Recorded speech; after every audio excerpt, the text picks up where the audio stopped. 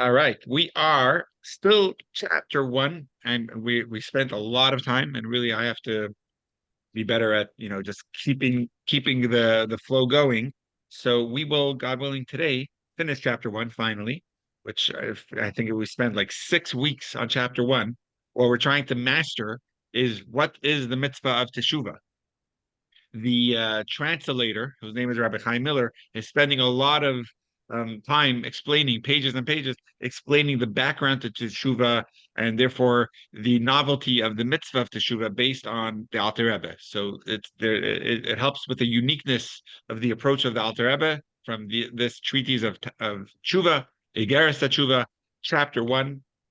The main theme, if we're understanding correctly, is that according to the Alter Rebbe, the mitzvah of Teshuva is to just let go of the sin, which means to recommit from here on, not to do the sin again. That's what it means, letting go, to just drop it, separate yourself from it, and rely and return to your true self. That's not you. In the JLI class that we're giving now on Tuesday evenings, it has a beautiful quote from the Zohar that takes a verse from Leviticus, from the Torah, that says "Nefesh ki techata," which means a soul that sins.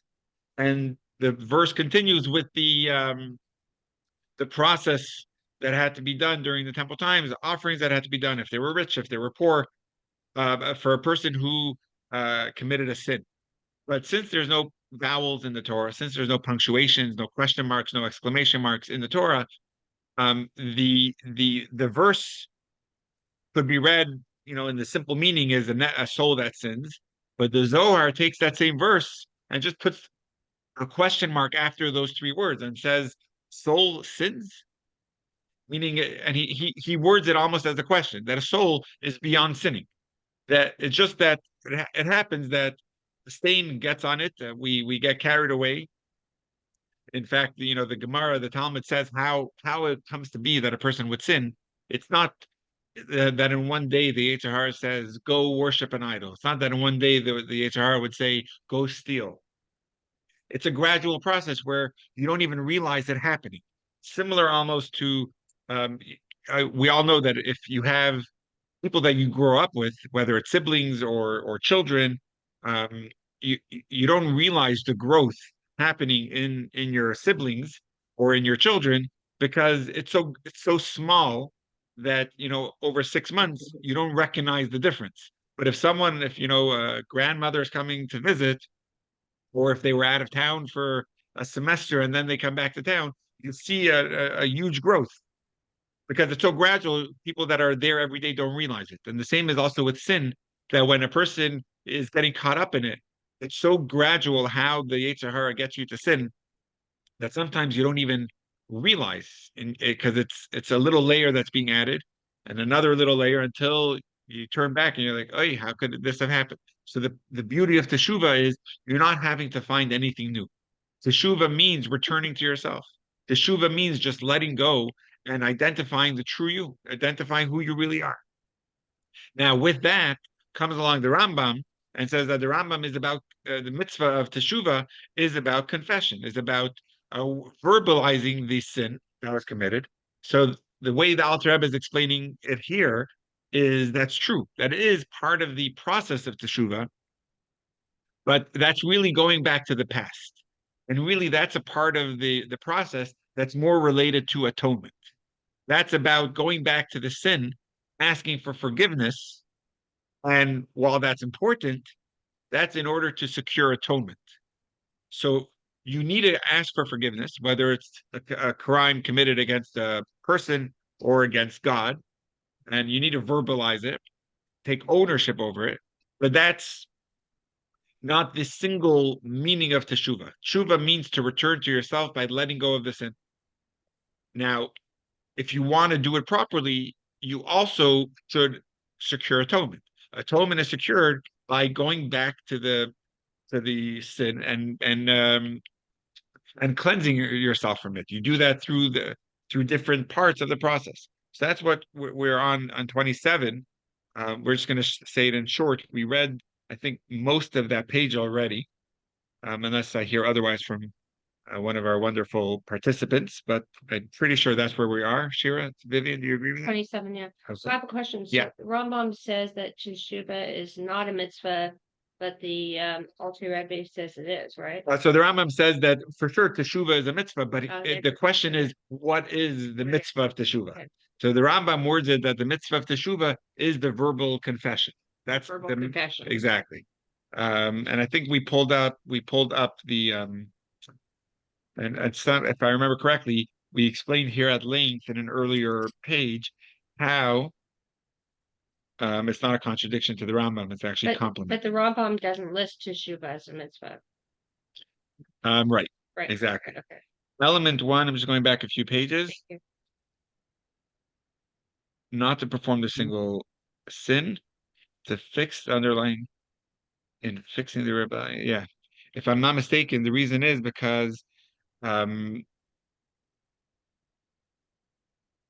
yeah.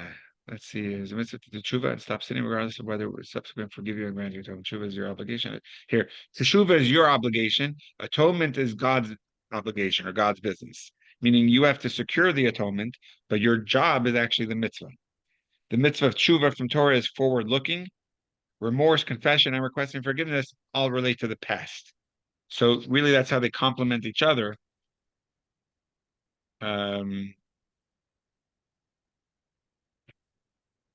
But I'm curious to, when you said that according to the Rambam, it's not a mitzvah.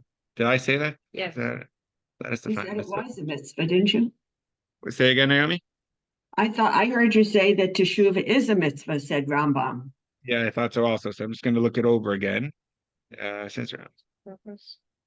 To verbalize the sin as a mitzvah. Yeah, you're right. So I'm going back. Thank you, Shira.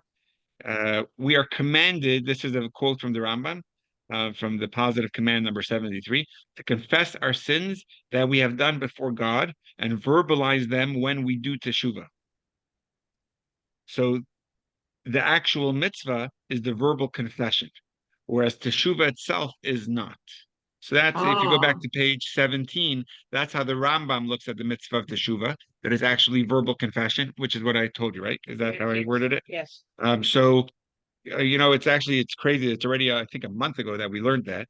And if on page 18, it was a couple strong and long pages, explaining how to reconcile the Rambam and the Alter Rebbe. But the point is, one is more forward looking. The Alter Rebbe is looking at Teshuva more about the right now in the moment, whereas the Rambam is saying more about securing the atonement as a result of the Teshuva. That the teshuva needs to be done, and when you do it, the atonement is part of the verbal confession needs to be done in order to secure the forgiveness from God. That's how I think we worded it. And just to see that practical lesson, the way we could see it inside on 27, verbal confession and requesting forgiveness, secure atonement, contributing to the full expression of teshuva. But they do not constitute the essential mitzvah of teshuva itself. So there's an essential mitzvah of teshuva, which is right now letting go of the sin, like committing not to do it. Whereas the full expression is the confession and requesting forgiveness, which secures atonement. Okay. So is teshuva a mitzvah or is it not a mitzvah? Yeah, teshuva is a mitzvah. According to both Alter Rebbe and the Rambam. Yeah, for sure, based on the Alter Rebbe. And on page 18, I think we were able to reconcile how we could see that from the Rambam also. But the way the Rambam words it's more about the verbal confession, which secures the atonement. But the verbal confession, imagine if a person is not remorseful for what they did, but they apologize. Is it real teshuva? The person stabbed you in the back, and then they just, not even looking you in the eye, say, I'm sorry, and move on. They verbalized it, and they asked for forgiveness, but there wasn't real teshuva. So I think the Rambam is talking about there has to be a full expression of teshuva. So the Rambam is emphasizing more about going back to the past and asking for forgiveness, which is the verbal confession. The Alter Rebbe is more emphasizing the present, the moment, the forward thinking of not doing it again, about letting go of the sin. So they're not really contradicting each other. They're more complementing each other. That's how I think we're understanding it. And again, if you remember otherwise, hey Steve, good morning. If you remember otherwise, you could correct me on it, but I think that's how we're explaining. Okay, so the Tanya cites the source for the requirement of confession. So now we're going to go into the details of confession, and we're going to end chapter 1 today, God willing, which will also talk about fasting. And that's going to be an important topic. So I want to try to get through chapter 1 today. Here we go. The Torah states, so I did not share this screen, sorry. So this is at the bottom of 27 in the book, or yeah, thank you. I think so. Yeah, thank you for reminding me. The Tanya cites the Torah source for the requirement of confession. As the Torah states, they shall confess their sins. This is from Numbers. Rambam above explains the method of confession. This confession means to say, "Oh God, I have sinned. I have committed iniquity. I have transgressed and done," and you say the name of the sin.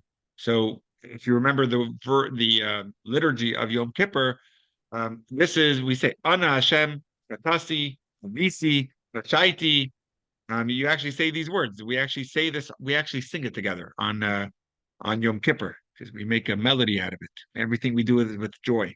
The Tanya raises a challenge from scripture to our above conclusion that fasting is not part of the mitzvah of Teshuva. So before we concluded that fasting is not part of the mitzvah. It's just part of the full expression. In order to secure atonement, meaning going back to the past, we also fast.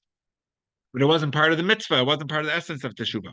But now the Alter Rebbe is going to ask for what is written in the book of Joel. Return to me with all your heart, and with fasting, and with weeping. So from there, it would seem that if the returning is with fasting and weeping. So it is part of Teshuva. The verse appears to connect Teshuva, which is return to me, directly with fasting. So why did the Tanya stress that this is a verse in the book of Joel? It is uncharacteristic for the author to specify the sources of his scriptural citations. So I'm pretty sure this is the commentary from the Rebbe. Just peek ahead. Yeah, this is a commentary from the Rebbe that he gave on Purim one year. So we have a question, and we're putting the question on the side. The question that we're putting on the side is that it would seem that from the book of Joel, it would seem that fasting is part of Teshuvah. So we're going to have to address that question. But now, before addressing that question, just a little commentary here is, why is the Alter Rebbe even quoting the source? Usually, the source is not quoted. I just want to give you a proof. Like if you're able to see on a couple lines higher, if you just follow my mouse, you see where it says Numbers 5:7. That's actually not even in the Tanya. That's just the translator adding the source. But over here, the Alter Rebbe puts the word as it is written in the book of Joel. So that's almost the Alter Rebbe telling you that where the source is, which is uncharacteristic of the Alter Rebbe to do in Tanya. So our Rebbe is asking, why did the Alter Rebbe put the name of the book, put the source, which is usually not done by the Alter Rebbe? So he was a Baal Teshuva. Well, so that's going to be the answer. Joel was about Teshuva, which was a penitent. We can discern this from the fact that Joel was the son of Shmuel. I didn't even know that Joel was the son of Shmuel. And we are told that Shmuel's sons did not follow his ways. They turned aside after this honest gain and accepted bribes and perverted justice. So that's famous about Shmuel's sons. Nevertheless, since Joel later merited to become a prophet, we see that he must have returned to God in Teshuva. Let me just pull out a Tanakh. I didn't know this at all. Just some famous ones. Let me see if I have a Tanakh handy right here. Where is my? I'm just going to pull up. We have some experts of Tanakh, but I don't think Lynn is on the call today. She's on the class. So I'm just going to pull it up here. So there is a famous thing about Shmuel, that he appointed Saul to be the king, and he appointed David to be the king. But why not his own children? So they weren't worthy. They didn't follow his ways. They turned aside. They accepted bribes. They perverted justice. So they were basically on the side. So what I didn't know is the names of his children. So it's over here, that's so fascinating that the Rebbe brings this. I'm so curious to see. Did anyone else know this? Is this familiar to anyone? I hear Shira saying she didn't know this. What about anyone else? Steve, did you know this? 8:2. I'm just going to quote for you the verse. When Shmuel became old, he appointed his sons judges over Israel. The name of his firstborn son was Joel, and the name of his second son was Aviha. And they were the judges in Beersheba. But his sons did not follow his ways. They were swayed by profit. They took bribes, and they perverted justice. And all the elders of Israel gathered together and came to Shmuel. And they told him, "Behold, you are old. Your sons did not follow your ways. Appoint a king so we could judge, to judge us like all other nations." So that's where he appointed Saul to be the king. So why Saul over Joel? Joel is about Teshuva. I'm just curious. Say again, why was Joel Baal Tshuva? Why was Saul appointed versus Joel? Because Joel wasn't worthy. He was swayed by bribes. Like he was about Teshuva. Well, so this was earlier, right? That's going to be the point. Thank you. That Joel wasn't going in the way of his father Shmuel. So the elder said, "Shmuel, you can't take your son if he's not worthy." And Shmuel agreed, and then they appointed Saul. So what do we see from here? That Joel didn't follow the ways of Hashem, and later he became Baal Tshuva. Nevertheless, since Joel later merited to become a prophet, we see that he must have returned to God in Teshuva.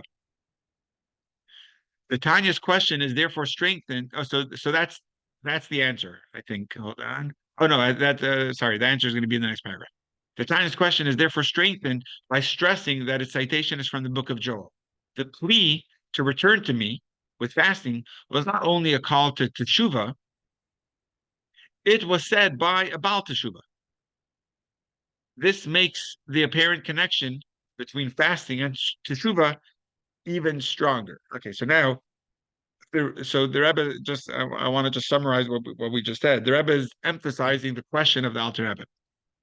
The Alter Rebbe's question is, in the Tanya, the question is that how could we say that fasting is not part of the mitzvah of Teshuva, is not part of Teshuva itself, when we see in the book of Joel that Joel, the prophet, he tells the Jewish people in the name of God, return to me with weeping and with fasting. So we see that fasting is part of Teshuva. So the Rebbe emphasizes the question by saying that the Alter Rebbe put the source that is from the book of Joel to emphasize that Joel was himself about Teshuva. As we see that he started off accepting bribes, which is definitely not the appropriate thing to do, but later he became a prophet, so he must have been about Teshuva. So if Joel himself, who was about Teshuva, and he's saying, return to me with fasting, obviously he knows what he's talking about. So that makes the question even stronger. How could the Alter Rebbe say that fasting is not part of Teshuva when we see from Joel that it is? So now the Tanya is going to answer that question.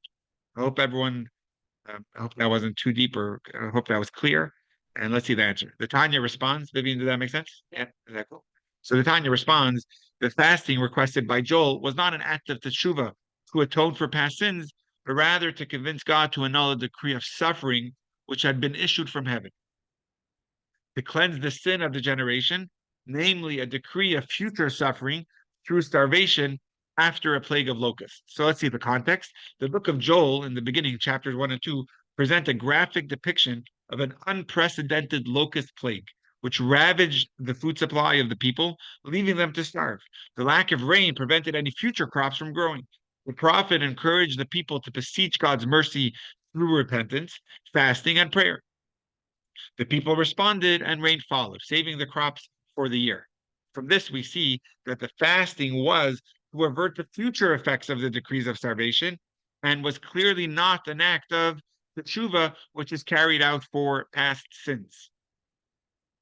Does that answer the question, Vivian? There you have it. And this is the reason for all public fasts, which are performed to avert a misfortune falling upon the community. So let's just stop there for a second. I want to answer this question because it's going to get into the idea of fasting. So it's just fascinating to see how the Alter Rebbe answers.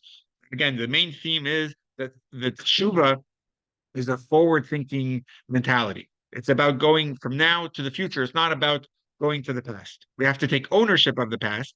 We have to ask for forgiveness, and we have to secure atonement.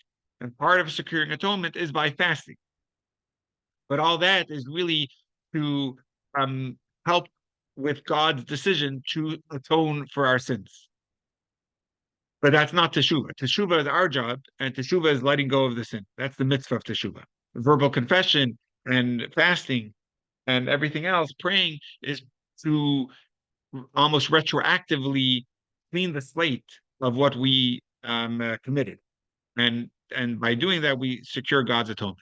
When the book of Joel says, "Return to me with fasting," it's not talking about going back to cleanse the sins that were committed. It was to avert the decree that was going to affect the future of the Jewish people. It was to make sure that the plague doesn't ravage the crops and the rain doesn't fall, to make sure that the future is going to be good. So again, that fasting is really part of the forward-thinking mindset of Teshuva. I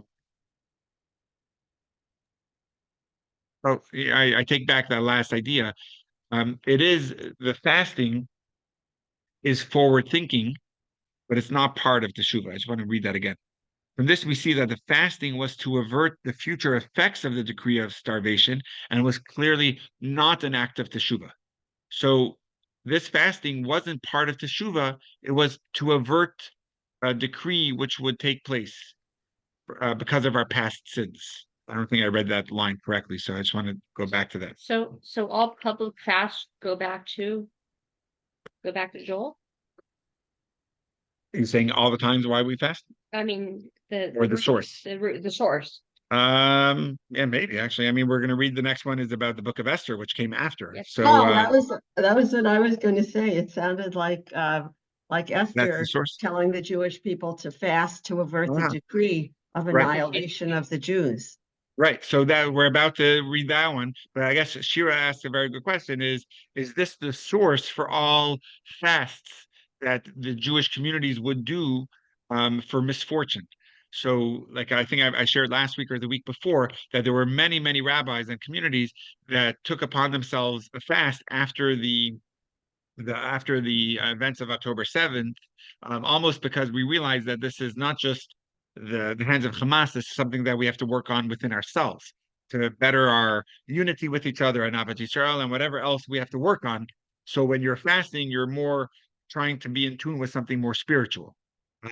So Shira is asking, is the source from Joel the root for all fasts? I don't know. We'll have to see. I mean, I can't think of another communal fast that we had before then. There's many of them in the Torah. Like one of them is from the book of Jonah, where it says that even the non-Jews, that Jonah went to the city of Nineveh, which was a metropolis that was going terribly against the ways of God, not Jewish people. And Jonah's job was to go to them and encourage them to mend their ways, or else misfortune will fall upon them. And it says that they fasted, they sat on the floors with sackcloth, and they were able to do to avert that misfortune. So I can't think of another time before, but definitely the point over here is that the book of Joel was calling for a fast, not as a sign of teshuva, but to avert future misfortune based on our past sins. So it was, if I'm understanding correctly, the verse says, "Return to me with weeping and fasting." The fasting was more to avert the evil decree based on our past sins. So let's see further. Public fasts are often carried out to avert misfortune falling on the community. These are not part of the mitzvah of teshuva. So I think that's well emphasized. As stated in the book of Esther. So where do we see it in the book of Esther? So he's going to bring one point where it is and one point where it is. This is not a reference to the well-known fast requested by Esther. Go and assemble all the Jews found in Shushan and fast for me. Don't eat or drink for 3 days, night and day. I and my girls will also fast the same. Then I will violate the law and go to the king And if I am going to perish, then I will perish. So this is from the chapter 4 of the book of Esther. This verse clearly indicates the fast to avert a misfortune occurring personally to Esther. Fast for me upon her unannounced arrival at the court of the king. The Tanya, however, refers specifically to the fasts which are performed to avert the misfortune falling upon the community. So the Tanya's mention here of the fast stated in the book of Esther refers to the public fast mentioned in the verse to uphold these days of Purim in their appointed times, as Mordecai the Jew and Esther the queen had urged them in the same vein, and they had accepted various fasts and their laments upon themselves and their descendants. In conclusion, I'll just explain this in a moment. Public fasts are carried out not as acts of teshuva, but to avert misfortune from occurring in the future. So just want to pause there for a second and explain. We are on the 12th of the 1st of Adar, so we're just like around a month from the big Purim coming up on Sunday, March 24th. So just good to review a little bit of the story of Esther. The point over here would be that there were a few fasts in the book of Esther.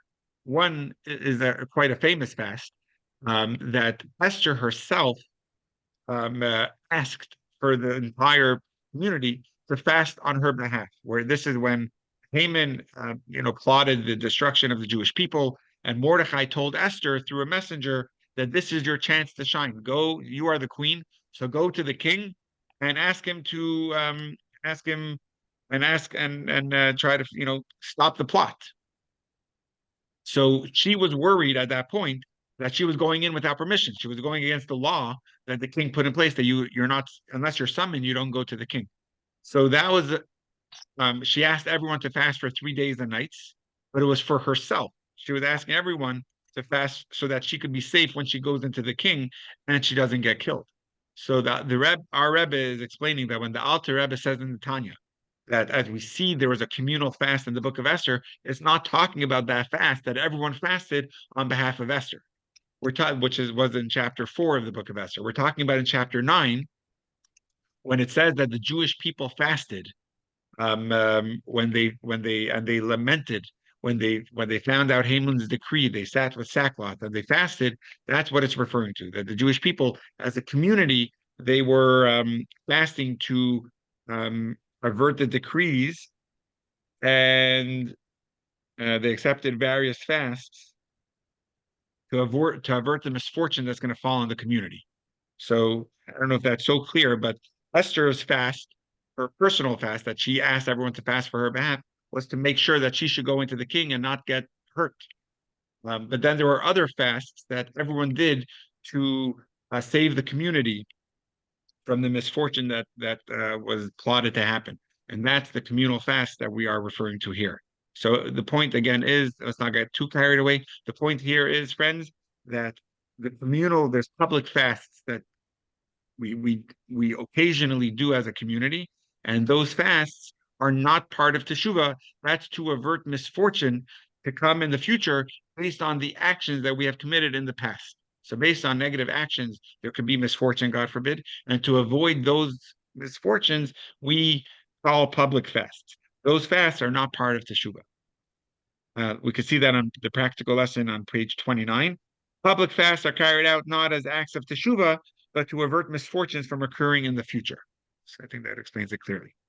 Okay, below in section 4, we will learn a type of fast which is carried out in connection with Teshuva, namely a fast which is to speed up the complete atonement of a person's soul. Why did the Tanya reject this as a possible rationale for the public fast mentioned in this section? Because of the Talmud rules, God does not despise the prayers of the public. God does not reject the public prayer for atonement. So no fast would be required to speed up the complete atonement of the public. So that's another talk for the Rebbe. I'm going to leave it out for now because I want to make sure we finish section 4, but maybe I'll explain that a little bit later. Okay, so now, so far what we established, friends, is that fasting, there's communal fast, public fasts. Those are not part of Teshuva. That's part of averting misfortune to come upon the community based on our past misdeeds. But now the Alter Rebbe is going to end the chapter by saying that there is a time when fasting is part of the expression of Teshuva. And that's section 4, which is on the top of page 30. In the previous section, the Tanya presented proof that public fasts are not associated with Teshuva. Now, the Tanya will discuss the issue of personal fast, raising a challenge to our earlier conclusions from advice given in ethical Musar texts. So, what we established is public fasts are not associated with Teshuva, but what about personal fasts, where we see other texts that say it is part of Teshuva? So, as for what is found in ethical Musar manuals, most notably in the writings of Hasidei Ashkenaz, Rabbi Elazar of Worms. Worms is in Germany, and Sefer Rokeach, which is the laws of Teshuva, and Rabbi Yehuda Chassid of Regensburg. So, for those that are familiar, did anyone ever hear of Rabbi Yehuda Chassid? Rabbi Yehuda Chassid, he lived like literally 900 years ago in 1150, 1217. He wrote a book called Sefer Hasidim.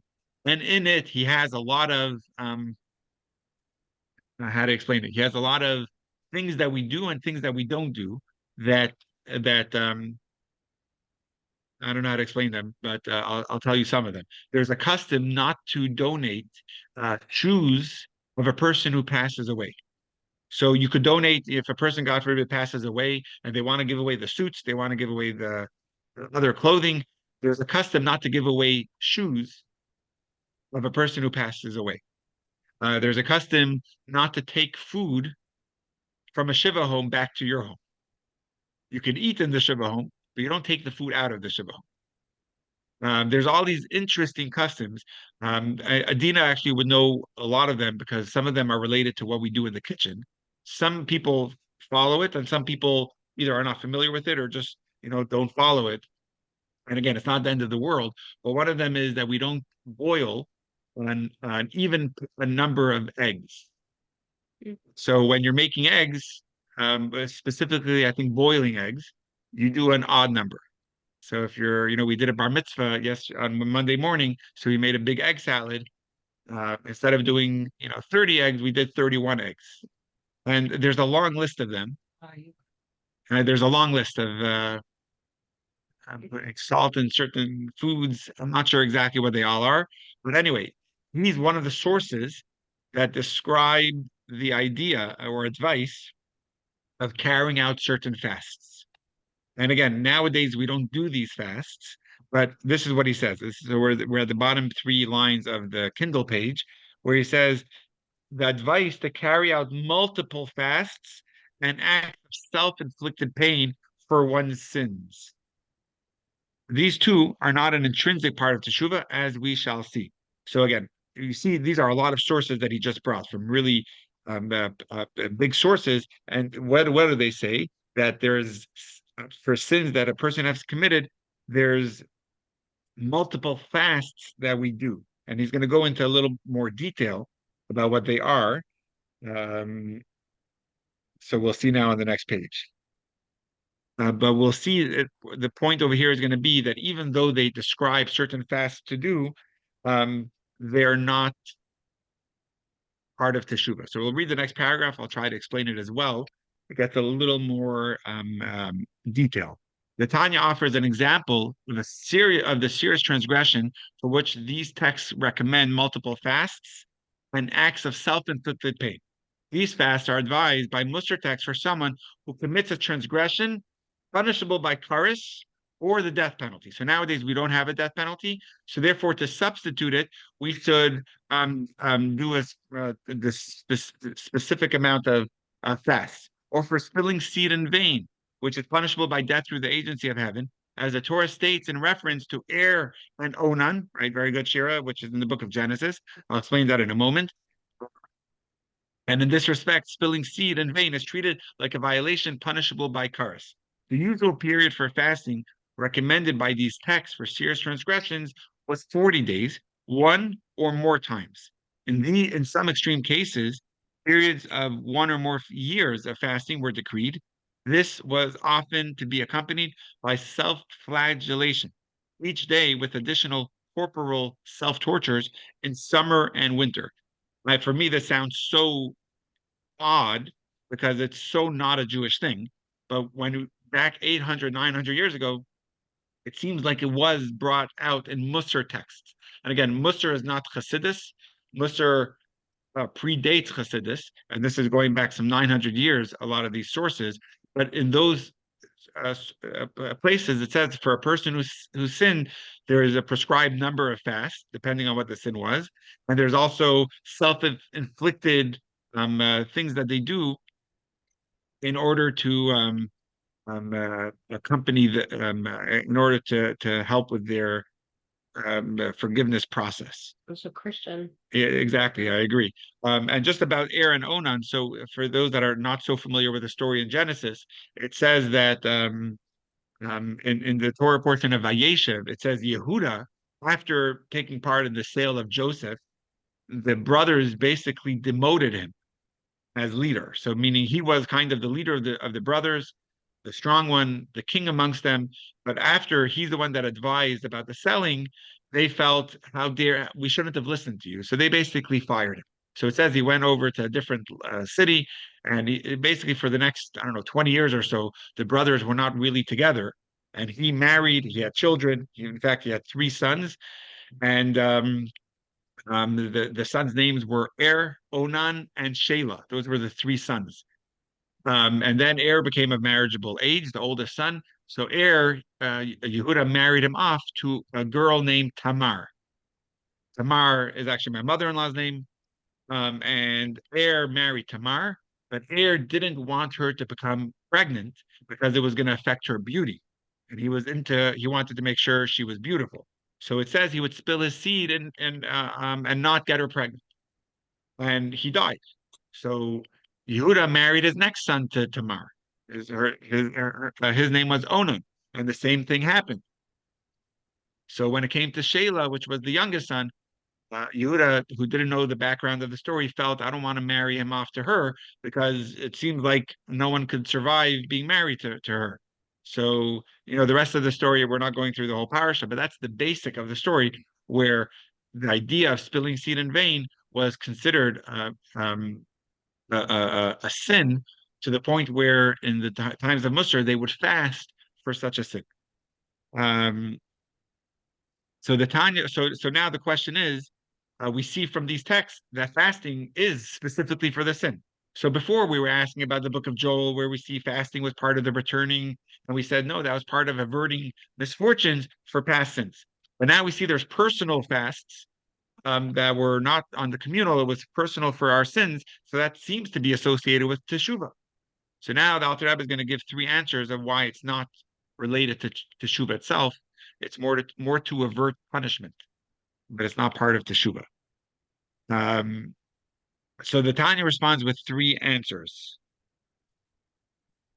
Everyone have me? I don't know where we're up to in the book anymore. The bottom, thank you, the bottom of 30, or the bottom of the Kindle page also. This fasting advised by Musar texts, 1, so I guess this is the first answer, is not connected with the mitzvah of Teshuva at all.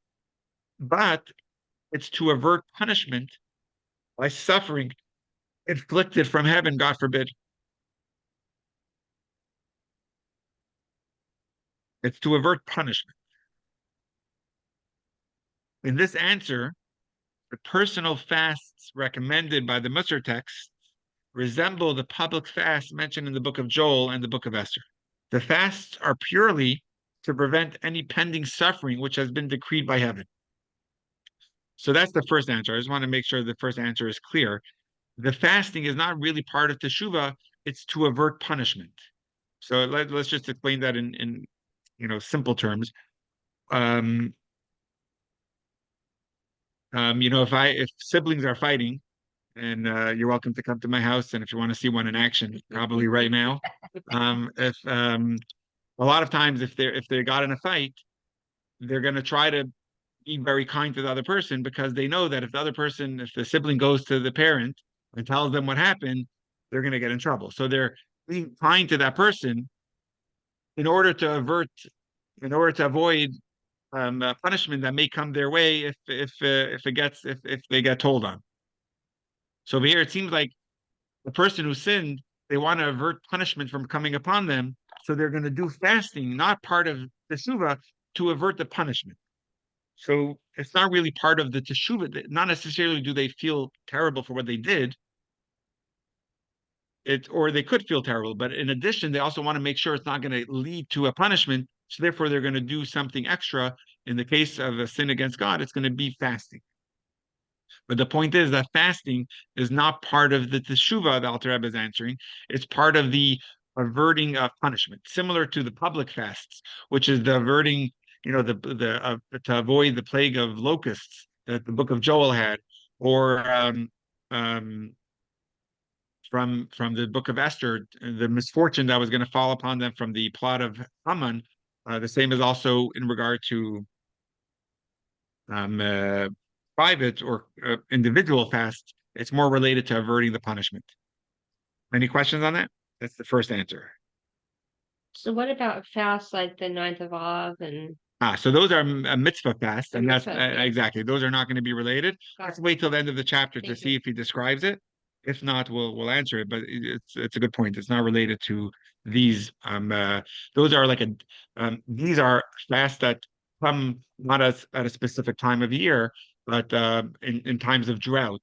There's a book of Mishnah that talks about when the courts of Israel would establish fasts to make sure that rain falls. So those are communal fasts, realizing that if rain is not falling, it has to do with our actions. It has to do not only because of the temperature, but it's because we're not going in the ways of God. A famous example of this is in the time of Eliyahu, when there was massive droughts, and he was trying to encourage everyone to go in the ways of God. As a result of those droughts, was something you have to work on internally. Mm, It Okay, sounds, let's. it Yeah. sounds to me like fasting as punishment is not allowed. Oh, so we do fasting instead of self-inflicted pain, you're saying? No. It sounds like fasting is equated to punishment, and that's why we're not supposed to fast. Because So it's like, it's like flogging ourselves, the aha, self-flagellation. right. It's But suffering. you're saying in our days we don't fast, similar to how like self-flagellation is not something we do. It's Right, like part of that suffering that we're not allowed to bring upon ourselves. right. And that's how I see, yeah, that's how I see it here with Yeah, what's put together. Rambam and the Rebbe are saying. Yeah. That's not what fasting is for. Exactly, right. But it does seem pretty clear. Like, first of all, you're 100% Robin, correct. It's put together, right? Fasting and corporal self-tortures, from 900 years ago that they would do. And it seems like nowadays both of them is not part of Teshuva and not something we do. Alter Rebbe is going to continue giving reasons. I did get a message that my battery is low. So let's try to finish it instead of me running to get my charger. Mhm. I think it's in the office, so it's fine. Let me just try to finish. In the remaining two answers, the Tanya will suggest that the personal fast recommended by the Musar text do have some connection to Teshuva. So, Robin, the second answer is connecting Teshuva with fasting, but they are nevertheless not an intrinsic part of Teshuva process. So the first answer was that fasting is not part of Teshuva at all. It's just avoiding punishment. The second answer is it is part of Teshuva, just not part of the essence or the intrinsic part of Teshuva, just the full expression of Teshuva. Also, one could answer that the fasts recommended by the Musar text are intended to, this is the second answer, to speed up the complete atonement of a person's soul by God. As we have learned, atonement or forgiveness is a result of Teshuva, but it is not crucial to Teshuva. One possible role of personal fasting is to speed up the atonement process so the penitent does not have to wait for God to send the suffering necessary for atonement. In this sense, fasting has how do you read that next word? Tertiary. Thank you. Tertiary association with Teshuva, which is fasting speeds up atonement, which is a secondary effect of Teshuva. So the second answer is that the fasting is part of Teshuva, but not an intrinsic part of Teshuva. It's just speeding up the atonement. So it's not necessarily to avoid punishment. It's in order to get atonement, but just at a quicker pace than the way it would have normally have been. You're speeding it up through fasting. And the Tanya's third and final answer also connects personal fasting with the process of atonement. Also, one could answer that the fasts recommended by the Musar text are because, and this is answer number 3, perhaps the person did not return to God with all his heart and soul out of love, rather out of fear, and therefore God will not send him atonement. As we have learned, God sends suffering to a person for complete atonement as an act of love. But God does this only when the penitent's tshuva is also carried out with love. So let's just summarize the three answers. Let's just finish the chapter and then summarize it. If the teshuva is motivated by fear, God will not mirror back the love of suffering and atonement. Fasting is therefore further act which may be carried out to encourage God to complete a full atonement with or without suffering. In a similar fashion to the second answer, this third answer also frames fasting as having a tertiary association with teshuva.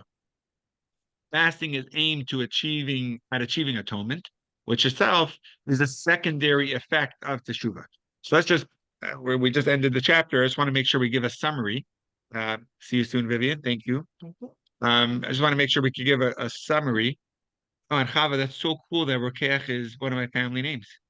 We actually have a Rokeach in our community. Do they pronounce it Rokeach or Rokich? How do they pronounce? I think the one over here pronounces it Rokich. It sounds like fasting. Don't remember. I'd have to ask my dad.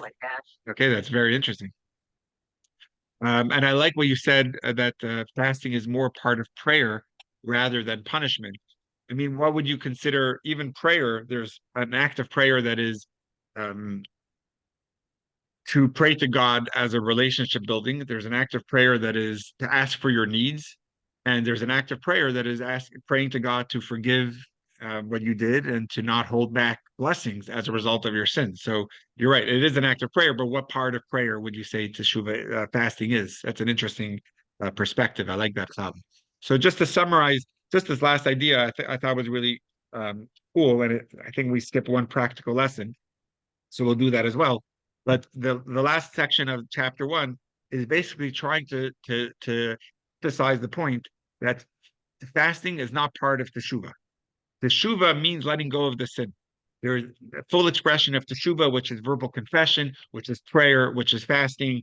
In the olden days, it was even some sort of self-flagellation, which was all in addition to the teshuva itself. That was more to go back in the past and secure God's atonement, which for what you did.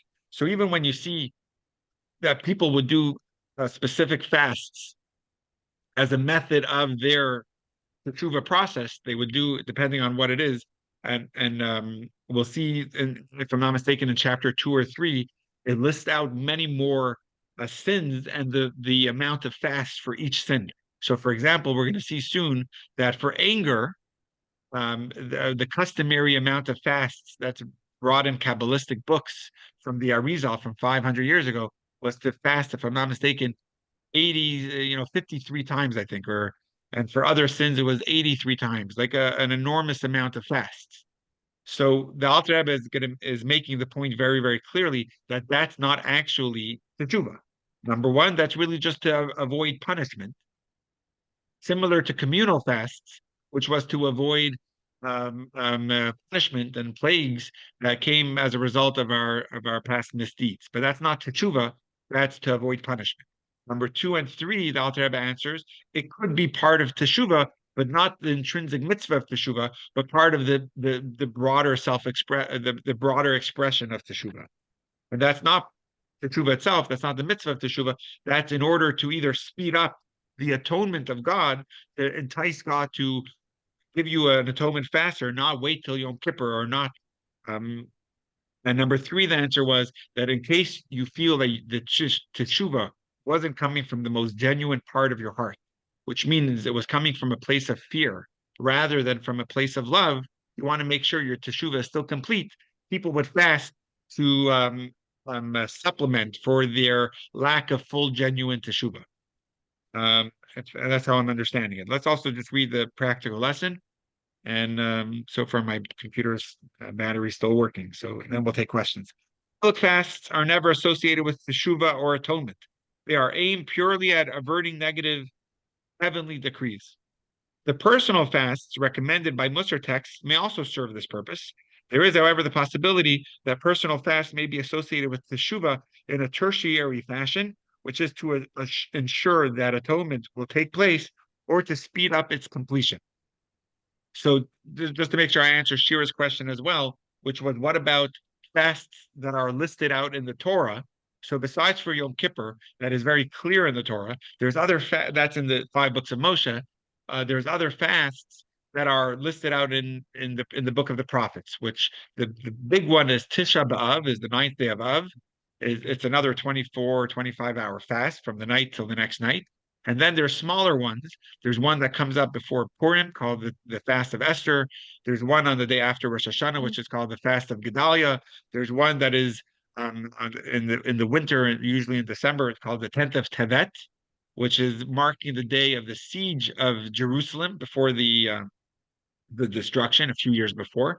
And then you have the 17th of Tammuz, which is usually in July, which marks the day that the enemies of the Jews broke down the walls, were able to infiltrate Jerusalem, eventually a few weeks later destroying the temple on the 9th of Av.